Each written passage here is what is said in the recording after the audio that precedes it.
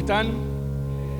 Bueno, convencé a tu cara de eso, que estás bien. Acá están las chicas de adelante, ellas sí están bien, sonríen todas. Qué lindo estar acá, qué lindo es estar en familia, qué lindo es estar en casa más allá de que no sea mi casa, ¿no? No es mi iglesia local, pero qué lindo es saber que somos parte de una iglesia global. Y más allá de la geografía, más allá del lugar, qué lindo saber que estamos en familia.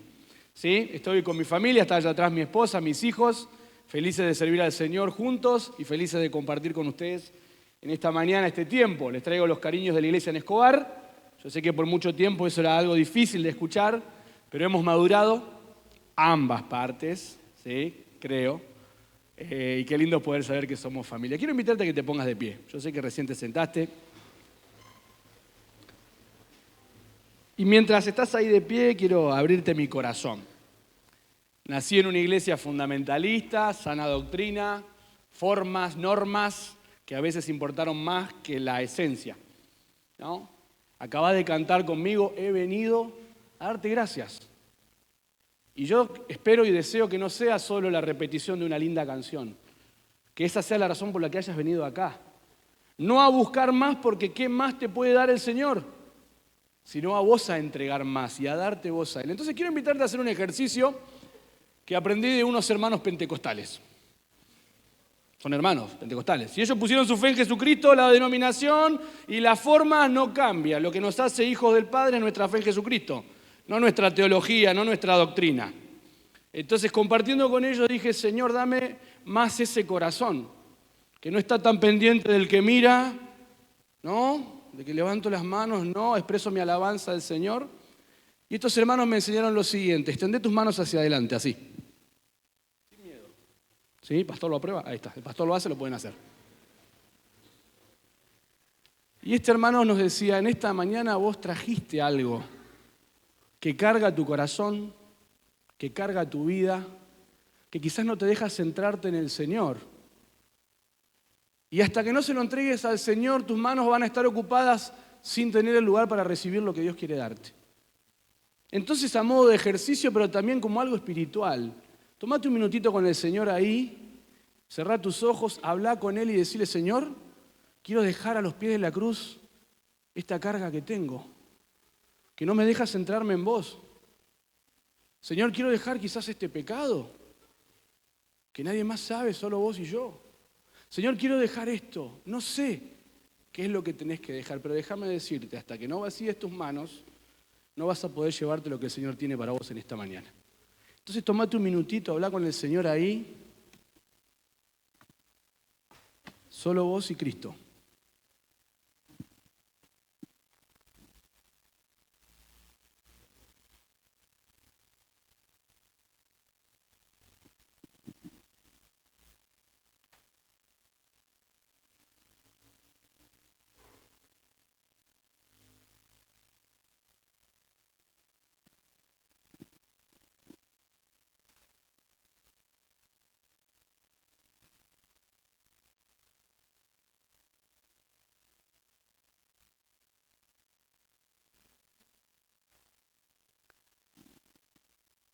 Señor, en esta mañana queremos decirte gracias y tener una actitud de agradecimiento.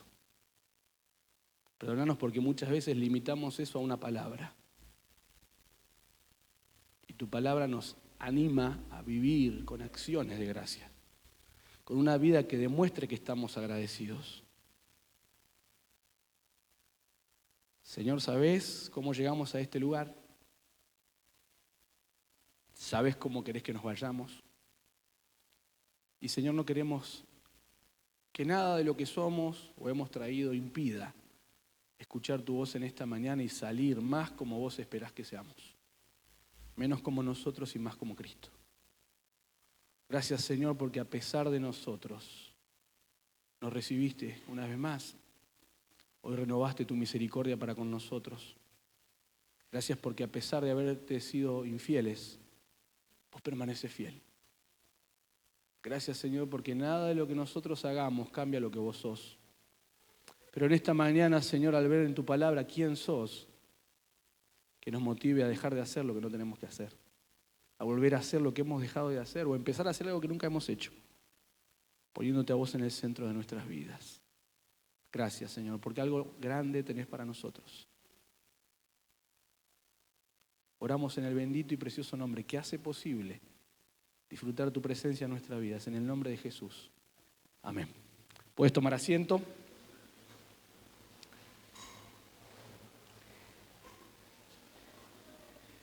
Te invito a abrir tu Biblia, Apocalipsis capítulo 2. Tengo entendido que están estudiando las cartas de Jesús a las iglesias del Apocalipsis, ¿no? Hoy nos toca ¿qué iglesia? A ver si estuviste presente o pendiente en las anteriores. Hoy nos toca Tiatira, la cuarta iglesia. ¿Ya vieron tres? Quedan tres. Estamos en el medio, en Tiatira, ¿sí? Tenés que entender algo, probablemente lo sabés. La Biblia, ¿sí?, no fue escrita a nosotros, ¿no? Este mensaje es claro, es Jesús hablándole a la iglesia ¿de dónde? De Tiatira. No le habla a la iglesia Vivencia, no le habla a la iglesia de Berazategui, ¿sí? Hay un contexto, hay una historia, hay un trasfondo, hay una razón. Sin embargo, la Biblia, aunque no fue escrita a nosotros directamente, fue escrita para nosotros. Y a pesar de acá haber un contexto histórico, ¿sí?, profético, cumplido, hay mucho de lo que estamos viviendo hoy. Por eso decimos que la palabra de Dios no es un libro antiguo, es muy actual. Porque no hay nada nuevo bajo el sol, dice Salomón con un destello de sabiduría, ¿no? Se ha ido repetido la misma historia, han cambiado los colores, la presentación y demás, pero el ser humano vuelve a las mismas tendencias y tristemente la iglesia también. ¿Sí? Contarte un poquito de la geografía, ¿no? La mayoría de estas iglesias están ubicadas en lo que hoy conocemos como Turquía. Y Tiatira puntualmente era una ciudad comercial. De hecho, escuchamos en el libro de los Hechos acerca de Lidia, que era vendedor de púrpura. Ese tinte que se usaba para justamente darle ese color púrpura a las telas. Entonces podemos decir que Tiatira era una especie de Once. ¿Viste? Cruzás ahí, Avenida Corrientes, la próxima calle, viste tanto los judíos y hay tela por todos lados. Bueno, Tiatira era una especie de centro comercial.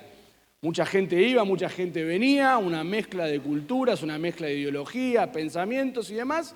Y ahí Dios tiene pueblo. Una iglesia que dependía de su actividad económica, parte en este comercio textil, pero había algo que predominaba en aquel entonces. Estamos hablando de que esta carta se escribe en el año 90 aproximadamente, final del primer siglo, pero ¿sabés qué estaba presente en ese entonces ya? Los gremios y los sindicatos, ¿viste? No hay nada nuevo bajo el sol. Entonces, ¿qué pasaba? Vos podías tener tu actividad comercial, pero si no te asociabas a estos gremios, sindicatos o corporaciones, ¿no?, te metían palos en la rueda para que vos no puedas ejercer libremente tu comercio. O sea, te tenías que asociar sí o sí. Ahora, asociarse al gremio no era solo tener el visto bueno de los muchachos, ¿no? Que no me corten la calle, que no me dejen entrar los camiones. No pasaba solamente por eso. Cada uno de estos gremios o cada una de estas actividades comerciales tenía un ídolo o un patrono a quien ellos clamaban por su bendición. Entonces, asociarse al gremio no era solo una cuestión comercial, era una cuestión religiosa. Y la iglesia, muchos de los hermanos allí, habían caído en esto. De por quedar bien, de por no perder los beneficios, ¿sí?, empezar a diluir su fidelidad a Cristo. Por eso vamos a ver que es muy interesante el mensaje que Dios les da a ellos. Yo tengo otra versión que suelo utilizar, en la Nueva Traducción Viviente, pero por amor a ustedes voy a leer la B60, así no nos perdemos. Dice la palabra de Dios, vamos a leer versículo 18 en adelante. Y escribe el ángel de la iglesia en Tiatira, el Hijo de Dios, el que tiene ojos como llama de fuego y pies semejantes al bronce bruñido, dice esto: yo conozco tus obras y tu amor, tu fe y servicio, y tu paciencia, y que tus postreras obras son más grandes que las primeras, o son más que las primeras. Pero tengo unas pocas cosas contra ti, que toleras a esa mujer Jezabel, que se dice profetiza, y que toleras que ella enseñe y seduzca a mis siervos a fornicar y a comer cosas sacrificadas a los ídolos. Y le he dado tiempo para que se arrepienta, pero no quiere arrepentirse de su fornicación. He aquí yo la arrojo en cama y en gran tribulación a los que con ella adulteran, si no se arrepienten de las obras de ella. Y a sus hijos heriré de muerte. Y todas las iglesias sabrán que yo soy el que escudriña la mente y el corazón. Versículo 23. Y os daré a cada uno según sus obras. Pero a ustedes, o a vosotros, y a los demás que están en Tiatira, a cuantos no tienen esa doctrina y no han conocido lo que ellos llaman las profundidades de Satanás, yo os digo, no os impondré otra carga. Pero lo que tenéis o lo que tienen, reténganlo hasta que yo venga. Al que venciere y guardare mis obras hasta el fin, yo le daré autoridad sobre las naciones y las regirá con vara de hierro y serán quebradas como vaso de alfarero, como yo también he recibido de mi Padre, y le daré la estrella de la mañana. El que tiene oído, oiga lo que el Espíritu dice a las iglesias. Entonces hay algo que no mencioné antes de leer el pasaje, que cuál era el problema con esto de asociarse a estos gremios o sindicatos y demás. Bueno, te dije, ¿no? No era solo una cuestión comercial, era una cuestión cultural, pero que llevaba prácticamente a la idolatría, ¿no? A vender la lealtad a Cristo, el único y verdadero Dios, a otros dioses. Y acá hay un principio que se desprende de esta realidad que podemos encontrar en el profeta Amós. Amós 3:3 dice, ¿andarán dos juntos si no estuvieran de acuerdo? Y no. Pablo habla a los corintios allí en 2 Corintios 6 y dice, no os unamos en yugo desigual. Y nosotros usamos ese contexto para hablar del matrimonio, pero esto es aplicable también a cuestiones comerciales. No te unas en yugo desigual con aquel que no piensa como vos. Justamente teníamos una charla ahí con Oski y Betty, mientras nos tomábamos unos mates y decíamos, el gran problema que tenemos es que muchas veces nosotros queremos meter a Dios a la fuerza en lo que hacemos. Entonces tenés un músico cristiano. Y fíjate, ¿no? En la semántica o en la palabra ya te habla de los valores. Primero es músico y después cristiano. Entonces, con tal de su sueño y lograr lo que él desea como músico, muchas veces va a poner o a sacrificar sus valores cristianos. Es un empresario cristiano. Entonces, el tipo, con tal de que el negocio vaya bien, muchas veces va a poner, le va a poner precio a su lealtad a Cristo. Ahora, mirá qué distinto es un cristiano que hace música. Porque primero están sus valores, quién es en Cristo, su identidad. Y eso determina cómo vive. Y no al revés. Lo que hago determina mi lealtad al Señor. Un jugador de fútbol cristiano, ¿no? Que es diferente que un cristiano que juega al fútbol. Y no voy a dar caso porque ustedes saben, ¿no? El que se levanta la remera y dice, I love you, Jesus, y la primera que cruza lo agarra trompada al otro, pechea, se pelea. ¿Viste? Después hay otros de un club grande, del más grande de Argentina, ¿no? Que hace los goles y lo muestra así. Y al tipo le preguntan cualquier cosa y habla de Jesús. ¿Cómo estuvo el partido? La gloria sea para Dios. Dice, pará. Vos te das cuenta que es alguien que está lleno de Cristo y que abunda. Porque la Biblia declara, ¿no? Que de la abundancia del corazón habla la boca, pero de la abundancia del corazón se abre la billetera, de la abundancia del corazón pican los oídos, de la abundancia del corazón se mueven las manitos, de la abundancia del corazón. Todo lo que expresa mi cuerpo es lo que abunda en mi corazón. Ahora, por eso es importante tener en cuenta esto, que la iglesia había normalizado algo que no era normal. Hay un principio desde el Antiguo Testamento para el pueblo de Israel, pero que se extiende a nosotros como hijos de Dios, de no asociarnos con el mundo, de no tener un vínculo, una unión.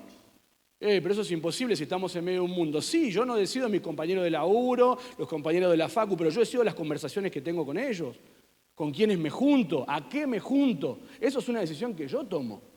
No decidimos los vínculos familiares que tenemos, hago nuestra esposa o nuestro esposo. Pero decido la clase de relación que tengo con ellos. Y cuando Cristo es el centro, las cosas son diferentes. Ahora eso era algo que en esta iglesia se había perdido. Ahora, fíjate qué interesante. En las 7 iglesias, la forma en la que Cristo escribe es la misma, ¿no? En primer lugar hay una presentación de Cristo, cómo Él se presenta. Después hay un reconocimiento de parte de Cristo, pero también después hay una reprensión, ¿no? Cristo marca cosas que no están bien. Entonces quiero que vayamos a ver este formato en este libro, o en esta carta puntual, en el capítulo 2. Fíjate cómo arranca, ¿no? Y escribe el ángel de la iglesia en Tiatira, y se presenta como ¿quién? el Hijo de Dios. El que tiene ojos como llama y pies semejante al bronce bruñido, dice esto.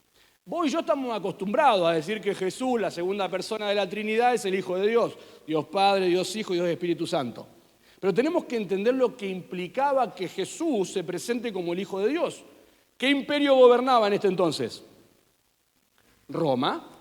El César era tenido como un dios y él se presentaba como el Hijo de Dios. Ahora, tu lealtad al César competía con tu lealtad a Dios. Por eso es que el Señor dice en más de una oportunidad, no podés servir a dos señores, porque vas a amar uno o amarás al otro. Él habla con respecto a las riquezas, pero es aplicable a todo ámbito de la vida. No puedo tener el alma partida, como dice Santiago. El hombre de doble ánimo es inconstante en todos sus caminos.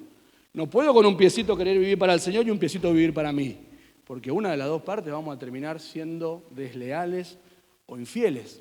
Entonces no es menor que Jesús se presente como el Hijo de Dios, como el único que representa a Dios. Colosenses capítulo 1 dice, Él es la imagen del Dios invisible, el primogénito de toda creación, versículo 15 al 20, una presentación magnífica de quién es Cristo. Todo fue creado por medio de Él y para Él. Él es el creador, el agente creador de la Trinidad, pero el agente sustentador también. A ese Jesús al que venimos a adorar en esta mañana, ese Jesús o mediante su nombre, quien tenemos acceso al Padre y en su sangre tenemos redención por nuestros pecados. A ese Jesús se presenta a esta iglesia que le dice, no se olviden que yo soy el Hijo de Dios, que es a mí a quien le deben su lealtad y su vida y sus decisiones deben estar condicionadas por quién soy yo, no por quiénes son ustedes, no por lo que a ustedes les convenga. El Señor en Mateo capítulo 26, en Juan capítulo 19, se presenta como el Hijo de Dios. Y de hecho fue una de las razones por la cual finalmente los fariseos deciden crucificar a Cristo. Cuando Él dice, ustedes dicen que soy el Hijo de Dios, pero no lo niega. Y Él vive como Hijo de Dios. Fíjate también cómo se presenta, el que tiene ojos como llama de fuego. Y el fuego en la Biblia representa, ¿no?, aquello que purifica, pero muchas veces también es señal o muestra de juicio. ¿Se acuerdan cuando Elías ora, cae fuego? En más de una oportunidad desciende fuego del cielo. La palabra nos declara que el fuego va a probar nuestras obras en el tribunal de Cristo. Y ahí se va a ver si fueron como piedras preciosas, como oro, como plata o como heno, madera de hojarasca. Porque el fuego prueba las cosas. ¿Sí? Ahí en Proverbios 17:3 dice, ¿no? La hornaza para el oro, el crisol para la plata, pero Jehová prueba los corazones. O sea, el fuego como símbolo te prueba. Cuando dice mis ojos son como llamas de fuego, es que yo veo lo que nadie más ve. Y probablemente esta era una característica de esta iglesia, preocupada por lo que los demás ven, preocupadas por cómo se ve nuestro culto en las redes, preocupada por ese reel, ese streaming, no, acá las chicas me dicen todo así, ¿no? Preocupadas por lo que los demás ven de lo que nosotros somos. Una imagen muchas veces, una cáscara, una pantalla. Y Dios dice, yo veo más allá. Yo veo lo que nadie más sabe. Vos me venís y me cantás con todas tus ganas, pero yo sé cuál es tu motivación. Vos te dedicás a servir y vivís el fin de semana dentro de la iglesia, pero yo veo lo que nadie más ve. Yo veo qué te llevó a ese lugar y por qué estás ahí. No es una representación casual, no es algo que el Señor no saca chapa, es un llamado a la conciencia de la realidad. Él ve lo que nadie más ve. Y fíjate, después habla y dice, y pies semejantes al bronce bruñido. ¿Sabés que una de las actividades que tenía Teatira, aparte del comercio, era que ellos eran fundidores de bronce? Ellos se dedicaban a eso, estaban tan acostumbrados a eso y se identificaban con eso. Entonces no por nada el Señor les dice, mis pies, lo que a ustedes los hace conocidos, los que a ustedes los levantan, lo que a ustedes les ha dado acceso al mundo, mis pies son así, mis pies. Pero es interesante porque los pies en la Biblia tienen una connotación de autoridad. ¿Se acuerdan cuando dice, todo lo que pise tu pie será de ustedes? Cuando se habla de los que llevan las buenas nuevas de salvación, que dice, qué hermosos son los pies. Ustedes caminan con la autoridad del Evangelio. Cuando Jesús se presenta como el que tiene los pies bruñidos, es que su autoridad está sobre la autoridad de cualquier emperador. Su autoridad está sobre la autoridad de cualquier pastor o de cualquier clero eclesiástico. Sobre cualquier función de liderazgo está el Señor. ¡Ay! De seguir hombres. ¡Ay! De limitar nuestra fidelidad al Señor por lo que muchas veces nuestros referentes espirituales dicen, aún sabiendo que lo que Dios dice es otra cosa. Por eso el Señor se presenta de esta forma. Yo soy el Hijo de Dios. Yo soy aquel que ve todo lo que no ve. Y yo soy aquel que tiene la última palabra y la máxima autoridad. Un solo versículo vamos. Mirá todo lo que tenemos para desglosar, masticar y llevarnos en esta mañana. ¿Es Cristo la máxima autoridad en tu vida? ¿Es Cristo quien tiene la última palabra a la hora de elegir qué hacer con lo que Él me ha dado y con lo que soy? Ayer hablábamos con los jóvenes y le decíamos, Dios no está tan interesado en lo que vos tenés como en lo que vos sos. Porque yo le puedo dar a Cristo lo que tengo, pero no entregarme a mí. Cuando yo me entrego, todo lo que tengo va implícito, ¿no? Está en el combo. Pero muchas veces acallamos nuestra conciencia dando. Un ratito de mi tiempo del fin de semana, mi dinero, presto lo que tengo.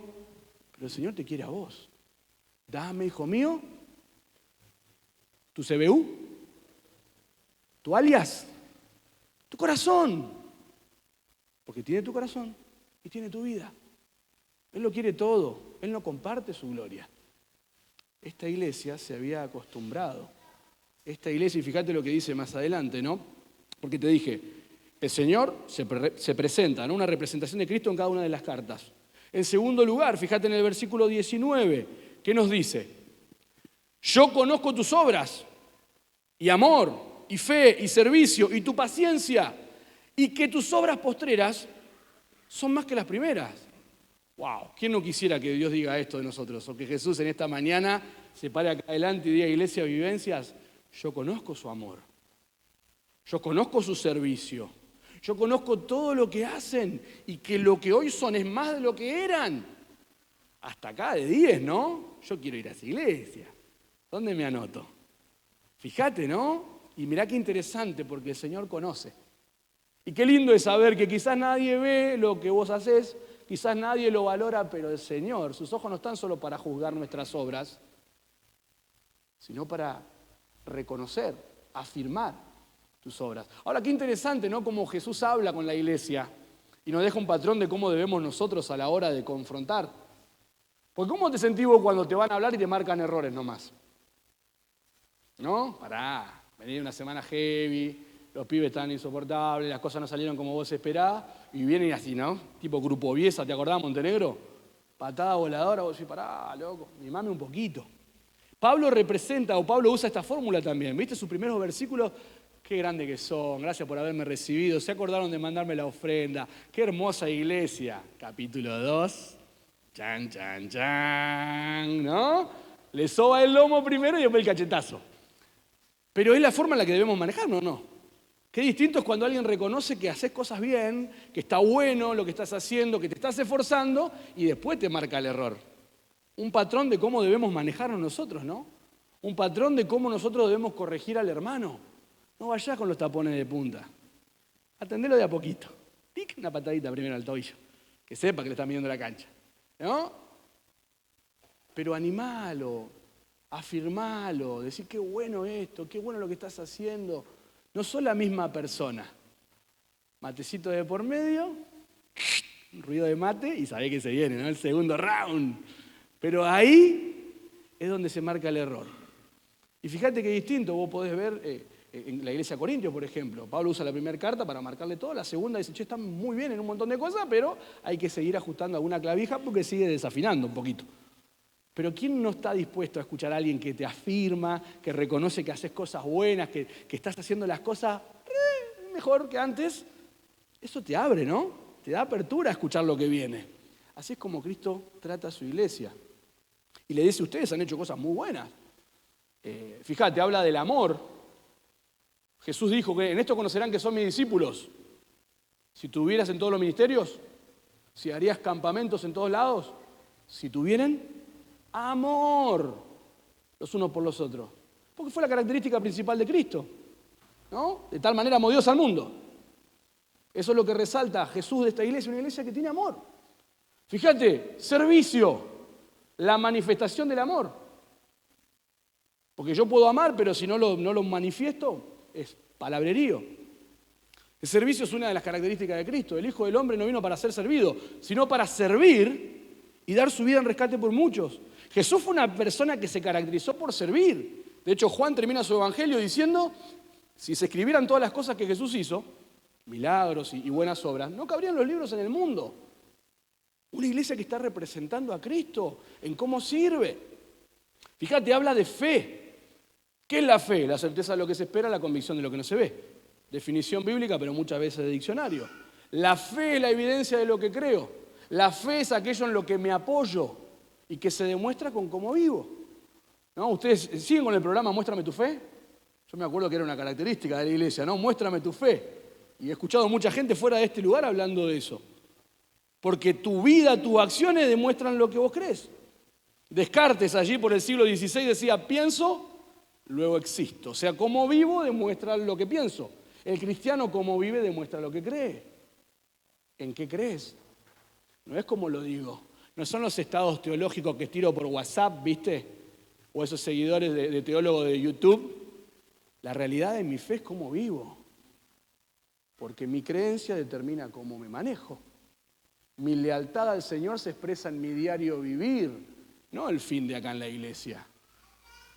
Por eso esta característica de ellos era evidente, su fe. Y fíjate, la última es su paciencia. Su paciencia, ¿no? Ahora te fijaste, muchos de estos son parte del fruto del Espíritu. Amor, gozo, paz, paciencia, bondad, benignidad, mansedumbre, fe y templanza. O en otra oportunidad Pablo dice, contra tales cosas no hay ley. O sea, la iglesia está haciendo muchas cosas bien. Es una iglesia que avanza, es una iglesia que crece, es una iglesia que prospera, pero llegamos al versículo 20, ¿sí? Acordate, una representación de Cristo, cómo Él se presenta, un reconocimiento de parte de Cristo, están haciendo esto bien, sigan así, pero, dice el versículo 20, pero tengo unas pocas cosas contra ti, ¿no? Que toleras a esa mujer Jezabel, que se dice, fíjate, ¿no? Se autopercibe, dirían hoy, ¿no? Profetiza, que enseñe y seduzca a mis siervos a fornicar y a comer cosas sacrificadas a los ídolos, y le he dado tiempo para que se arrepienta, pero no quiere arrepentirse de su fornicación.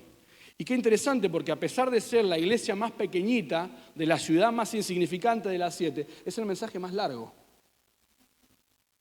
Es la iglesia a la que más le dedica el Señor, porque evidentemente esto no era algo normal. Ahora, fíjate lo que dice de esta mujer, ¿no? ¿Qué? ¿Qué hace la iglesia con esta mujer? La tolera.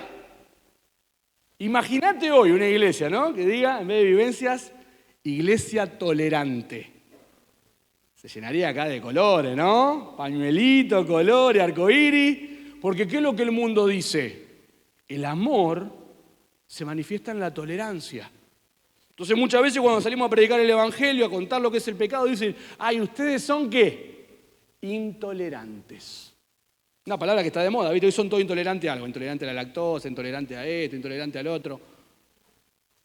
Pero la palabra de Dios y Jesús a través, ¿no? En primera persona, a Juan se lo revela a esta iglesia, le dice, esta iglesia es algo que tiene en contra, o sea que no puede ser bajo ningún punto algo positivo. Lo que el mundo promueve como una virtud en ningún lugar de la Biblia se menciona como tal. Y menos en este contexto que tiene que ver con hacer de cuenta que no pasa nada. Toleras a esa mujer. Y ahora vamos a ver, porque algunos estudiosos no creen que sea el nombre de la mujer, Jezabel, sino que lo que ella representa, y vamos a ver después un vistazo en el Antiguo Testamento de quién era esta Jezabel y cómo en esas actitudes esta mujer engañaba a la iglesia. ¿Sí? Inclusive esto de hablar de fornicación y demás, algunos consideran que no era el acto sexual en sí mismo, sino el hecho de la lealtad. Si vos vas a los profetas, Ezequiel dice directamente, ¿no?, que su pueblo ha fornicado detrás de otros dioses, que se han dado su lealtad, que han entregado sus cuerpos al servicio de otro Dios, a pesar de reconocerlo a Él como el único y sabio Dios. Entonces, evidentemente, lo que esta mujer va generando, ese ministerio, ¿no? Enseñando cosas que, fíjate cómo lo dice el mismo, ¿no? Las profundidades de Satanás, lo llega a llamar. Evidentemente había toda una enseñanza oscura que alejaba de la sana doctrina, que quitaba a Cristo del centro, que quitaba el amor como la evidencia de que camino en Cristo.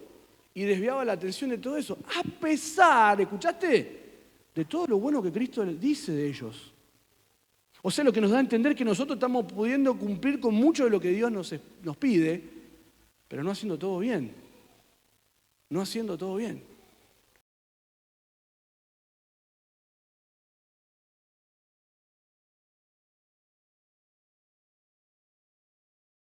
Si te digo, mostrame el tamaño de una termita, vos me harías así, ¿no?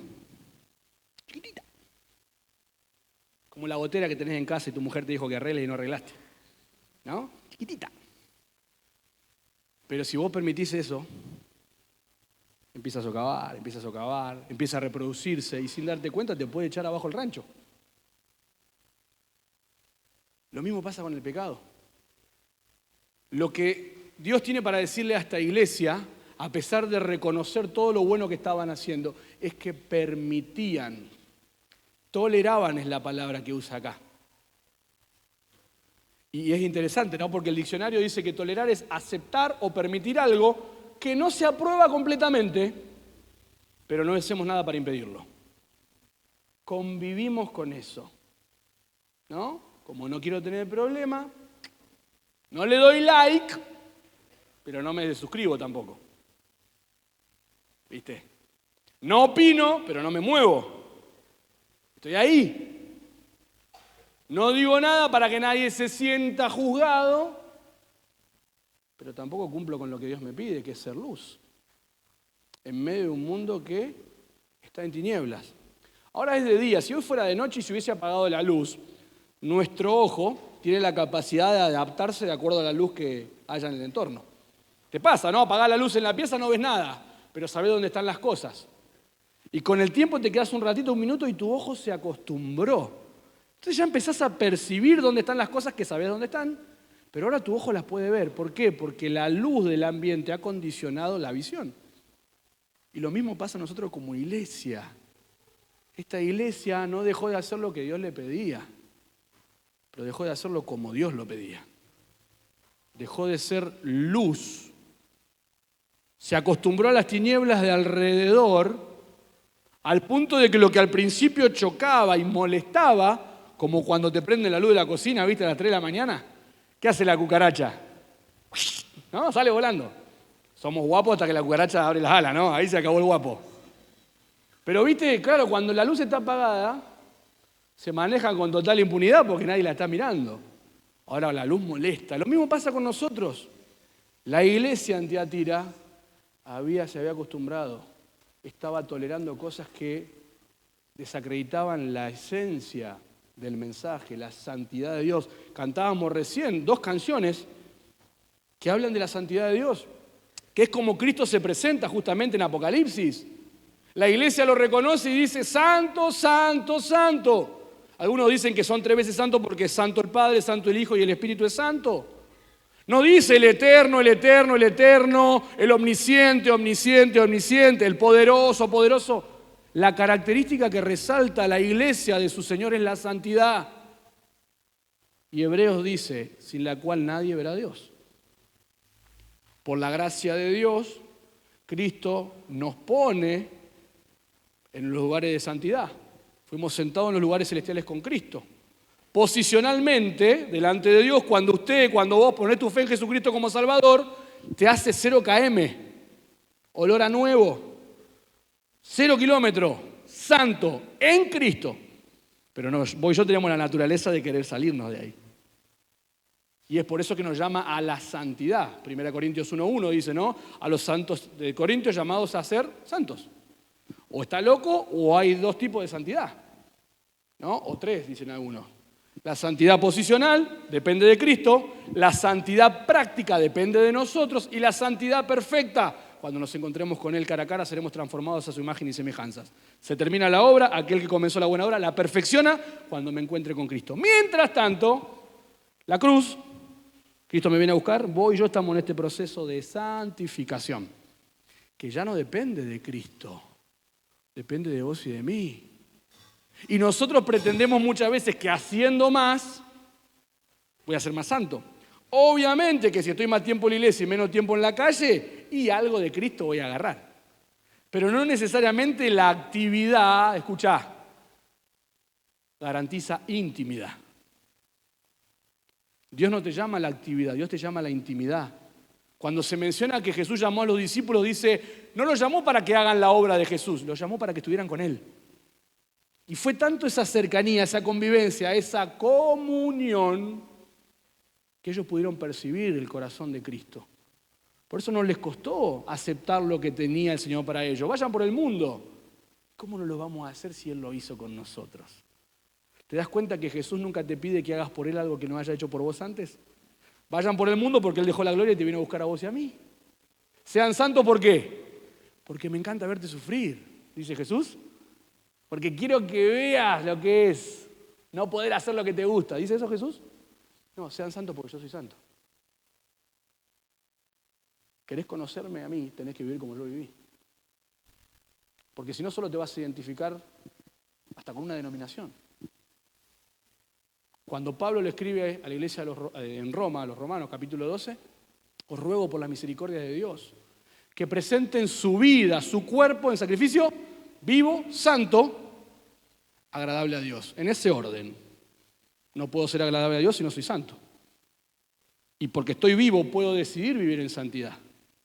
Después el versículo 2 que dice, no se amolden a este mundo, no se conformen, no tomen la forma, como lo había hecho la iglesia de Teatira, a este mundo, sino transfórmense mediante ¿qué cosa? La renovación del entendimiento. Los valores que hoy determinan mi vida son los valores del reino. Proverbios 1:7, el principio de la sabiduría, ¿cuál es? El temor a Jehová. Ahora es un principio. No puedo aplicar un principio en el medio o al final. Por eso se llama principio. Porque esto determina cómo sigo, cómo arranco. El puntapié inicial de mi negocio, de mi noviazgo, de mi relación, de mi educación, de todo es el temor a Jehová. Porque yo puedo hacer todo eso sin temor a Dios. Y al fin y al cabo lo que Dios va a probar, mi hermano y mi hermana, cuando nos llame a su presencia, cuando estemos delante del tribunal de Cristo, por la gracia de Dios, salvos para siempre, más allá de cómo hayamos vivido, si pusiste tu fe en Jesucristo. Vamos a dar cuenta de cómo vivimos desde que Cristo nos llamó. Y ahí no le vamos a poder echar la culpa a nadie porque fue nuestra decisión cómo decidimos vivir. Venís de un entorno heavy, te tocó un trasfondo jodido, perdón la expresión. No te podés agarrar de eso, porque cuando llego a Cristo, Él hace nuevo a todas las cosas. ¿Amén? De modo que si alguno está en Cristo, nueva criatura es, las cosas viejas pasaron, ya fueron. Bolsita al fondo del mar. No, bolsita no, porque contamina. No, el Señor no sé qué usa y lo tira al fondo del mar. Y Él no se acuerda. Y voy yo en Mercado Libre buscando un traje para bucear. Cyber Monday. Para volver a meternos o a ir al lugar donde Cristo nos sacó. Me encanta conversar con la gente, tomarme un mate, escuchar lo que Dios ha hecho en sus vidas, testimonio de la gracia de Dios, del poder transformador del Evangelio. Lo que sostiene y te da autoridad. Ahora alguien me dijo alguna vez, Johnny, vos sos la mejor propaganda para el cielo o la peor publicidad. ¿Sos un ejemplo o sos una excusa? Cuando tus hijos te ven, ¿qué dicen? ¿Yo quiero lo que papá tiene? ¿Yo quiero vivir como él vive? O dicen, ¿y si vos no lo hacés? Hace unos años venía David a la iglesia, muchacho, grande, ya tenía laburo, cobraba bien, tenía no sé cuántas semanas de vacaciones, estaba bien el loco. Y un día me dice, Johnny, quiero terminar la secundaria. Bueno, buenísimo, no está de más. Pero no porque me gusta estudiar, dice. Porque el pibe de 15 años se me paró de mano y me dijo, no voy a estudiar más. Y cuando yo le dije, ¿vas a estudiar? ¿Sabés qué me dijo? Si vos no terminaste.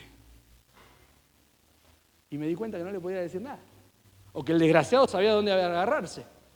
Entonces me dice, para no darle a él excusas, quiero hacer lo que no terminé, para que él no tenga nada para decirme. Vivimos en un mundo que vive mirando a la iglesia y burlándose de Dios, Porque vos y yo cantamos santo, santo, santo, pero no vivimos de la misma forma. Porque como iglesia en conjunto agradamos al Señor, pero no te olvides que al cielo no vamos a entrar como los Pumas, ¿viste? Con un scrum. Va a pasar Johnny, va a pasar Nati. Dios en su gracia permita, ¿no? Ellos ya han manifestado su salvación en Cristo. Josué, mis hijos, Nela, Alegra, vos. Y cada uno va a dar cuenta por lo que hizo. No te creas que vamos a entrar como iglesia. Zafaste, porque esta iglesia es una iglesia que honra a Cristo, que es una iglesia con polenta, que avanza. Pero no te cuelgues medalla que vos no ganaste. Estar en la foto no quiere decir que vas a recibir el galardón por eso. Cuidado, cuidado. Entonces el Señor les dice, tengan cuidado. Cuidado con lo que permiten. Cuidado con lo que toleran. Cuidado con la mentira de que, bueno, ¿qué querés? Si mi viejo era así, mi abuelo era así, es una cuestión genética. Cuando llega Cristo no hay genética. Vas a luchar con eso, sí, sin duda, todos luchamos con la porquería que tenemos adentro. Pero dejá de echarle la culpa a tus viejos, a tu historia, a tu trasfondo, de lo que vos no querés soltar. Por eso arrancábamos con las manos abiertas. Porque vos vas a decidir qué dejás hoy y qué te llevás. ¿Qué entregás o de qué te abrazás? Es tu decisión. Es tu decisión. ¿Cómo te vas a ir de acá? Esta iglesia tenía un montón de cosas buenas. El pequeño detalle que se habían acostumbrado, que toleraban, que ya no sentían. ¿Viste cuando agarrás la pala por primera vez? Hay un par acá que no saben lo que es una pala. Es un elemento que se utiliza para sacar y levantar cosas. ¿Sí? Googleenlo, chicos. Nada, sea malo. Cuando agarrás la pala por primera vez, o la cuchara, el albañil, ¿no? ¿Qué te sale? La ampolla. ¡Oh, qué cosa molesta! Yo odio lastimarme las manos y laburo con las manos. ¿Cómo me molesta golpearme las manos, lastimarme, cortarme? Cuando sale la ampolla, qué molesto que es. Ahora volvés a repetir la acción una, otra y otra vez, y lo que era una ampolla se convierte en un callo. Y ya no duele, y ya no molesta. Y ella te dice, ¿me rascás, Gordi, la espalda? Y le pasás la mano abierta así con el callo, ¿no? ¡Oh! Papi, quiero queso. En vez de agarrar el rallador, le da con la mano. Así. Pero lo que primero molestaba y dolía, ya no. Ya convivo con eso y te mandás el alfiler y no pasa nada. Lo mismo pasa con el pecado, mis hermanos. Lo que al principio duele, hace sentir culpa, inmundo, me condiciona a veces a participar de los símbolos en la cena o a querer servir, porque sé que no honra a mi Señor. El ejercicio de ese pecado, lo habitual de ese pecado, hace que me endurezca. Y hasta que lo normalice y ya no me ofende. Así como el ojo en la oscuridad se acostumbró. Nos hemos acostumbrado, hemos permitido cosas en casa, música que se escucha, programas que se ven, formas. Y te lo digo no teniendo todo resuelto esto en mi vida, aunque el negocio que tenemos se llama todo resuelto. Porque son cosas que Dios me habló a mí. Y no es un cliché, ¿viste? Quiero transmitir lo que Dios me dijo, es posta. Si fuera por lo que soy, yo no tengo autoridad muchas veces de estar parado acá arriba, pero es la gracia de Dios. Que en el proceso, en la transformación, para parecerme más a Cristo, me usa a mí quizás para decirte lo que vos tenés que escuchar. Y en esta mañana, mis hermanos, este es el desafío, que te preguntes a qué te acostumbraste, qué estás tolerando en tu vida. Papá, cabeza de hogar, varón, ¿qué cosas hemos permitido? Porque es cómodo a veces permitir ciertas cosas, porque nos libran de la responsabilidad que tenemos de ser cabeza, hogar, luz, faro, el sacerdote de nuestro hogar. Hemos minimizado, le hemos bajado el volumen a aquellas cosas por las que Cristo grita de dolor. Porque no te olvides que cada vez que pecamos es como volver a poner a Cristo en la cruz. Por eso, mis hermanos, el desafío es que dejemos de acostumbrarnos a lo que este sistema, ¿no? Pero hay que ponerle el nombre como Jezabel, nos quiere hacer creer. Esta mujer que te dije, ¿no? Era la reina que estaba en el tiempo de Elías. Primero, Acab había cometido un error de entrada, se casó con una mujer que no era del pueblo de Dios. Y ella condicionó la lealtad de Acab. De hecho, fue el peor rey, uno de los peores reyes que tuvo Israel. Pero esta mujer introdujo la idolatría, introdujo la inmoralidad, fue contra los profetas de Dios, fue la que mandó a matar a Elías, ¿se acuerdan? Elías tiene el triunfo sobre los 450 profetas de Baal y al siguiente capítulo se está escondiendo de esta Jezabel. Porque evidentemente tenía autoridad, tenía poder de decisión. Porque había condicionado la lealtad de su marido al Dios del pueblo. Vivimos en una sociedad que continuamente va a querer condicionar nuestra lealtad al Señor, haciéndonos creer que no pasa nada. ¿Te diste cuenta que la santidad es un valor del que cada vez se habla menos en nuestras iglesias? Las canciones hablan cada vez menos de la santidad de Dios. No es tendencia en las redes decir soy santo. No te da seguidores. De hecho te trae haters, ¿no? Porque la luz en las tinieblas resplandece. Y cuando un hijo de Dios quiere ponerse las pilas y reflejar a Cristo, genera incomodidad aún en el propio matrimonio, cuando la otra parte no quiere lo mismo. Genera incomodidad en los hijos, genera incomodidad en el laburo, en la escuela, en la facu, porque la luz en las tinieblas resplandece. Porque aquel que vive en tinieblas, cuando prendés la luz, molesta. Mis hermanos, ¿a qué cosas nos hemos acostumbrado? ¿Qué cosas hemos permitido en nuestra vida? Rápidamente quiero mencionarte algunos pasajes. Isaías en el capítulo 5 dice, ¡ay! De los que a lo bueno llaman malo y a lo malo llaman bueno. A los que se han acostumbrado, a los que dejan decir las cosas como Dios las dicen para quedar bien con todos. ¡Ay! Ese ay quiere decir pobrecito, no sabes lo que te espera. En la reprensión que hace el Señor a Jezabel y a sus hijos y a todos los que están con ella, dice, no, van a quedar en cama. Habla de una cuestión de salud, que va a tocar su cuerpo si es necesario para que se arrepientan, pero dicen no se quieren arrepentir. No se quieren arrepentir. Ni siquiera el hecho de pensar que Dios puede tocar su propia vida hace que se arrepientan. Acordate que el arrepentimiento no es lo mismo que el remordimiento. El remordimiento es decir, uy, estuve mal, qué feo, qué van a decir. Pero sigo hacia la misma dirección. El arrepentimiento es un giro de 180 grados. Iba para allá, ahora voy para allá. No lo hago más. Habla de un cambio de idea, de valor, de mente. Entonces ya no sigo por ahí porque llevó a Cristo a la cruz y a mí me llevaba al infierno. ¿Cómo voy a seguir en lo mismo? ¿Cómo voy a seguir en lo mismo? ¿Cómo voy a permitir las cosas que clavaron a mi Señor en la cruz? ¡Ay! De los que lo amargo llaman dulce, de lo dulce amargo, dice. ¡Ay de los sabios en sus propios ojos y los prudentes delante de sí mismo! No seas sabio en tu propia opinión, dice el Proverbio 3:5. Teme a Jehová y apártate del mal. ¡Ay de los que son valientes para beber vino y hombres fuertes para mezclar bebida! Los que se justifican, dice, aún el cohecho y el soborno y al justo quitan su derecho. ¡Ay! Estas cosas tan comunes en nuestra sociedad, que el mundo aplaude, el Señor dice, ¡ay! Iglesia, no nos acostumbremos a vivir así. No diluyamos lo que representó a Cristo toda la historia de la iglesia por quedar bien con un grupo. Estoy convencido y sé que no es la intención de quienes lideran esta iglesia que el lugar esté lleno de gente que viene a pasarla bien. Porque de nada sirve una iglesia llena de gente con gente que no está llena de Dios. Porque lo que abunda en el corazón se expresa en la boca, en las manos y todo lo que dijimos. Cuando vos y yo estamos llenos del Señor, cuando hablemos, cuando hagamos, cuando tratemos, cuando haya que resolver conflictos, cuando haya que tomar decisiones, va a ser la evidencia de lo que nos llena. Por eso hay cosas que no debemos permitir en nuestra vida. Algunos pasajes que conocemos, ¿no? ¿Vamos a perseverar en el pecado para que la gracia abunde? No nos llenemos de esa basura porque lo que te llena te lidera, lo que te llena te empuja. Así como la vela es llena del viento y el viento la empuja, sean llenos del Espíritu Santo para que lo que nos guíe sea de su palabra, su persona, su presencia. Fíjate lo que Pablo le dice al joven Timoteo y que muchas veces los más grandes decimos, huye de las pasiones juveniles. ¿Y vos? ¿Y yo? Que ya estamos medio grandecitos, que ya estamos pensando en la posta, ¿a quién se la dejamos? Para nosotros también es, Pablo no le está diciendo a Timoteo algo que Pablo no está haciendo, porque Pablo reconoce que lo bueno que quiere hacer no hace y lo malo que no quiere eso hace. Y era el apóstol Pablo, o sea.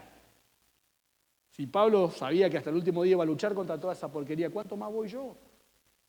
Huí de lo que te hace mal. Hacé como José, corre. ¿Se acuerdan? Con la esposa de Potifar. La mujer había cortado la cámara de seguridad, le había dado franco a todos, ¿no? Ya había armado su plan. ¿Y José qué dice? ¿Cómo voy a pecar contra Dios? Acá donde nadie más me ve está mi Señor presente. Y sale corriendo. Sale corriendo. Hoy el mundo se reiría. Hoy la iglesia se reiría de actitudes como la de José. Tanto va a ser. Tan extremo va a ser. Si Dios me amó al extremo, ¿no será que demanda santidad al extremo? Que esas cosas que hemos permitido y que convivimos como normales, al Señor le hacen ruido. Cuidado, mi hermano. Colosenses capítulo 3, versículo 5 en adelante. Hagan morir lo terrenal en ustedes, dice. Y la idea es, viste, si te toca cortar el pasto en casa, viste que pasar la bordeadora, wow, la desmalezadora, wow, todo, arrastrate las flores, la patrona, todo. Pero cortarlo de arriba nomás. Próxima lluvia, ¡pum!, vuelve a salir la porquería. La idea de acá es la de no regar la plantita de tu pecado. No le dé de comer al bichito negro que tenés adentro. Salí de ese grupo de WhatsApp, de suscribirte a ese canal de YouTube, dejá de seguir a ese Instagramer, ¿no? O a ese influencer. Dejá la charlita con esa vecina que vos sabés que te calienta la cabeza. Hay algunos hermanos que le dicen gorrito de lana, ¿sabías vos? Te calienta la cabeza enseguida. ¿No? 2 ratitos estás con él y ya todo lo malo del culto, este gordito que vino de allá de Monte, te diste cuenta, fue re larguero. No hizo presentación de PowerPoint y te perdiste lo que Dios tenía porque vos estabas esperando algo que no era lo que Dios tenía para vos. Cuidado, mis hermanos. Las malas conversaciones corrompen la buena costumbre. Hemos catalogado pecados como, ni aún se nombra entre ustedes, pero a otros lo hemos permitido. Y murmuramos como si fuera, no pasa nada. Pero tiene la misma gravedad delante del Señor como aquel que fornica, adultere, lo que fuere. No cataloguemos los pecados porque Jesús no lo hizo. Tu mentira, mi mal pensamiento, mi inmundicia lo cargó en la cruz. No solo los peores pecados que el mundo condena y que la iglesia muchas veces no. Huyan. No alimenten. Vos sabés lo que te hace estar más cerquita del lugar donde Cristo te sacó. Proverbio 28:13 dice, el que encubre su pecado no prosperará, pero el que lo confiesa y se aparta, alcanza misericordia. Primera de Juan 1:9, lo sabemos de memoria muchos. Si confesamos nuestros pecados, Él es fiel y justo para perdonar nuestros pecados y limpiarnos de toda maldad. Te dije, hablé esta semana con un grupo de adolescentes y les preguntaba, ¿qué piensan que es confesar? Y decirle a alguien algo que no sabe. ¿Hay algo que Dios no sepa? Cuando yo le confieso a Dios, ¿le estoy diciendo algo que Él no sabía? La idea de la Biblia es confesar, es decir lo mismo que Dios dice. Es ver el pecado como Dios lo ve. Y cuando yo siento un poquito lo que habrá sido ese clavo penetrando las manos de mi Señor, esa lanza ahora clavando su costado, esa corona siendo clavada, cuando siento un poquito de eso, digo, no quiero más esto. Y menos cuando no te debería tocar a vos. Porque no te olvides que Jesús pagó el precio de tu pecado y del mío, porque Él no tenía pecado. Entonces, cuando yo pienso como Dios piensa, veo como Dios ve, siento como Dios siente, hay cosas que no las quiero ni siquiera ver, ni acercarme ahí. Ni acercarme ahí. Pero vas al capítulo 2 de Primera de Juan, el mismo que dice que si confesamos nuestros pecados, Él es fiel y justo para perdonar. Y el versículo 1 del capítulo 2 dice, hijitos míos, Juan ya siendo grande, el único discípulo que murió de una muerte natural, mira a la iglesia y le dice, hijitos míos, hermanos, chicos, chicas, estas cosas les escribo para que no pequen. Y si alguno hubiese pecado, porque todos pecamos, no lo dice Juan, esa parte es mía, todos pecamos, abogado tenemos para con el Padre, a Jesucristo el justo. Jesús aboga por mí ante el Padre. Satanás es el acusador de los hermanos. Paréntesis, no le robe el laburo a Satanás. No lo dejé sin trabajo. Muchas veces estamos nosotros, ¿no? ¿Viste? El dedito, pa, tirando tiro todo el tiempo. Cristo aboga, es el intercesor. Hay un solo mediador entre Dios y los hombres, Jesucristo hombre, que me lleva al Padre, pero que cuando Satanás dice, míralo a Johnny, el que predicó mi vivencia el domingo, míralo. Jesús muestra sus manos y dice, yo morí por él, yo pagué por él. Ahora eso no me tiene que llevar a vivir una vida livianita. Al pensar lo que Cristo hizo por mí, me tiene que llevar a replantearme cómo vivo para Él. Por eso, mis hermanos, ya terminando, cierra este capítulo diciendo, ¿no? Lo que tienen, reténganlo hasta que yo venga. Las cosas buenas, reforzalas, firmalas. Lo que está malo, desechalo. Dejá aquellas cosas. Y fíjate lo que dice, al que venciere y guardare mis obras hasta el fin, yo le daré autoridad sobre las naciones, regirá con vara de hierro y serán quebradas como vaso de alfarero. como yo también lo he recibido de mi Padre y le daré la estrella de la mañana. ¿Sabés a qué se refiere todo esto lindo? A la persona de Cristo. Yo voy a experimentar a Cristo en mi vida. Y ya cerrando, quiero mencionarte Salmo 25, 14, dice el salmista, o Dios a través del salmista, la comunión íntima de Jehová es con los que le temen, es con los que le honran, es con los que lo respetan. Y a ellos le va a hacer conocer su pacto, su voluntad. Mi hermano, no te conformes con escuchar lo que Dios tiene para otros, porque la voluntad de Dios es para comprobarla, no para escucharla. Es para compartirla porque la estás experimentando. Pero comprobar la voluntad de Dios demanda de que vos y yo no toleremos las cosas que Cristo no tolera.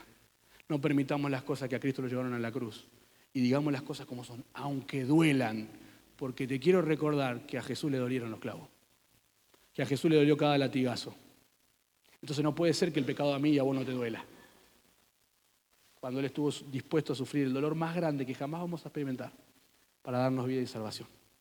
Por eso, iglesia, en esta mañana, el Señor nos habla y te dice, cuidado con lo que tolerás en tu vida. Afirmá, afianzá, metele con todas las cosas buenas, pero cuidado con las cosas que tolerás. Y si acá hay alguien que nos visita, no los conozco, quizás simpatizás con esto, está bueno, está linda la alabanza, está lindo el lugar, me recibieron, me dieron un abrazo, me acomodaron en la silla. Quiero decirte algo que a mí sacudió mi vida. El infierno está lleno de gente que fue a la iglesia. Porque creían que la iglesia era la puerta para ir al cielo. Déjame decirte, Jesús dijo, yo soy la puerta. Jesús dijo, yo soy el camino, la verdad y la vida. Nadie puede llegar al Padre si no es a través de Jesús. ¿Qué quiere decir esto? Es Jesús quien puede salvarte. Es Jesús quien vino a salvarte. Y si pones tu fe en Jesucristo como Salvador, Él te recibe aún siendo la porquería que sos. ¿Sabés por qué? Porque me recibió a mí, que no soy mejor que vos. Pero me tomó como estaba, me limpió por completo, me compró con la sangre de Jesús y está trabajando en mí para que me parezca más a Él y lo quiere hacer con vos también. Por eso si nos estás visitando, ya venís recurrentemente a la iglesia, no te vayas escuchando de Jesús, andate con Jesús en tu corazón, confesando tu pecado, pidiéndole que te perdone y Él lo va a hacer. ¿Me dejan orar por ustedes? Por favor, oren por mí. Acuérdense de Johnny, acuérdense de Nati, de Josu, Nela y Alegra. Nombres complicados. Acuérdense de los pibes de Johnny. Necesitamos de sus oraciones. Satanás no está contento con las decisiones que tomamos y no lo hace saber. Oramos. Querido Dios, en esta mañana te digo gracias por tu gracia en nuestra vida. Por tomarnos como estábamos y hacernos de nuevo. Por esta mañana decidir amarme a pesar de mí. Gracias porque, como dice Mías, has puesto en cero el contador, renovaste tu misericordia. Dios, te alabo por tu gracia en cada vida en este lugar, te alabo por el testimonio de esta iglesia, siendo un faro en medio de tanta oscuridad. Y venimos a vos con un corazón sensible por aquellas cosas que hemos tolerado o permitido, que no están buenas, que no te reflejan, que no te representan. Y en esta mañana, así como extendíamos nuestras manos a vos, Señor, para recibir lo que tenías para nosotros, no podemos hacerlo sin dejarte todas estas cosas. Perdónanos por tantas veces jugar con el pecado, por acostumbrarnos a las cosas que a vos te incomodan. Y clamo para que seamos una iglesia santa, que se deleita en conocerte a través de la teología, pero que está más interesada en vivir como Jesús vivió. Haciendo más y hablando menos, mostrando con nuestras manos la vida de Jesús y no tanto con nuestra boca. Queremos honrarte, Señor, como vos nos honrás, amándote como vos nos amás, mostrándole a este barrio, a esta ciudad, a este mundo, quién es Cristo y lo que puede hacer con ellos. Gracias, Señor, por no cansarte de mí. Gracias por no cansarte de mis hermanos. Gracias porque está la promesa y confiamos que vas a terminar lo que empezaste. Pero no queremos ser un impedimento para eso. Gracias por hablarnos una vez más. Gracias por hablarme a mí. Que no me vaya con la teoría solamente, Señor, sino que lo pueda poner en práctica en estos días. En el bendito nombre de aquel que lo hace posible. Nombre sobre todo nombre. En el nombre de Jesús.